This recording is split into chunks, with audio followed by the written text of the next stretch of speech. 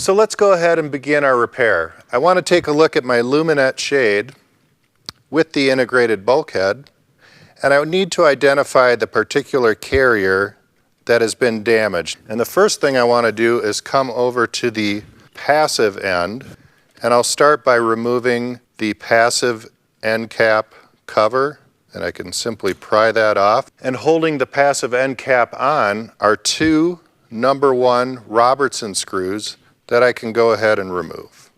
I need to remove the scissor from the lead carrier, and I want to do the same on the stationary carrier by prying that up. So in this case, with a right-hand control, I'm going to remove the bead on the right side cord. So I want to come around to the back side, and I'll pinch on that bead, and it will open up. You can see that in this case, during the production of this shade, they put a small black mark right below that bead. If there isn't a mark there, it's a good idea to put one there, because that's going to help me to relocate the bead when I reassemble this shade. Now I can go ahead and just pull that cord out, and we'll just set it aside here for a moment. So now that I have a little bit of slack in the cord, I can now remove the passive end cap, and I can remove the lead carrier. If you need a little bit of extra room to slide the passive end cap further away to give yourself a little more space, simply pull the cord a little bit on the control end, and that will free up a little more space on my passive end to move the end cap away. Now I'm going to carefully slide the remaining carriers towards the end of the track. And what I want to do here is make sure that the tilt rod stays in place. I don't want the tilt rod sliding with the carrier, so I might just hang on to that a little bit. And I'm going to begin to slide each carrier off the end. So I can slide that first one off. So here's my damaged carrier. I can simply come underneath the scissor. I will carefully pry that off. So let's just take a quick look to make sure we get the spacing right. We can see here my lead carrier, the post of the lead carrier, and then I count 1 empty space. Here's where my replacement carrier is going to go, 1 empty space, and here's the next carrier. So you can see that alternating space between the scissors. So that makes it pretty easy. I'm going to make sure that I seat that new carrier. I'll get that post right where it needs to go. All right. So now I've replaced my carrier. We're ready to reassemble the Luminette track. What I want to begin to do now is slide each carrier back onto the track and onto the tilt rod. So if we allow the track to rest on its back edge, here's the front right here, I'm going to start to line the carrier into the track. And I'll turn it upside down a little bit so we can see it. I want that cord that's feeding out the bottom. Make sure it's not getting pinched anywhere. The carrier is going into that channels. But look, see, I haven't accounted for the carrier here. The carrier is out of alignment compared to the other two. So let's back it out just a little bit, and let's slide that in. So I've completed inserting my replacement carrier, and my alignment is looking good.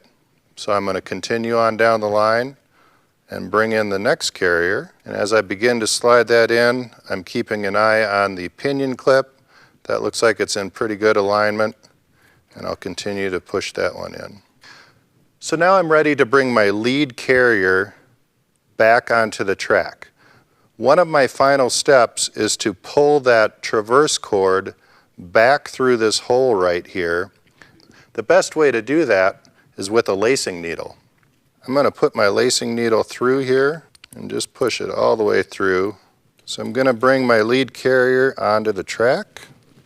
I want to get that lined up into those channels, and I want to look at the orientation of the pinion clip compared to the other and continue to slide that right on. And my orientation looks good on all the carriers that I had removed from the track. So now that I have the lead carrier back on, my next step is to bring back in the cord that I removed. Here's my mark right there where I had the bead. You can see that it's feeding out the back side of the integrated bulkhead. So I want to make sure that I stay to the back, and I'm going to take my bundle of carriers and go right inside the track to the back side of the tilt rod and below the carriers, and I'm going to feed that all the way through, and I can see it coming out right there. Now with the position of my lacing tool, I want to also move this over to the back side. Before I go any further, I'm going to return the passive end cap.